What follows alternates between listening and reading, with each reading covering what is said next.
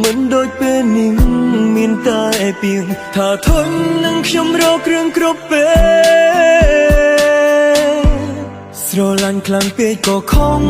បារម្ភខ្លាំងពេកក៏ខំនឹកគេខ្លាំងពេកក៏ខំខុសគ្មានថ្ងៃត្រូវ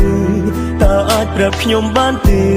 វិធីដែលកែតម្រូវពីខុសคล้ายមកជាត្រូវឲ្យយើងទាំងពីរស្រួលចិត្តពេលនាងអ្នកថាខ្ញុំខំហើយនាងធ្វើអ្វីក៏ត្រូវវិធីដែលកែតម្រូវគឺជាផ្លូវបាយពេលនាងទៅខ្ញុំដឹងថាស្នេហ៍នាងពិតជាចំឡាយសូមរៀនរស់នៅម្នាក់ឯងកុំឲ្យខ្លួនមានកំហុស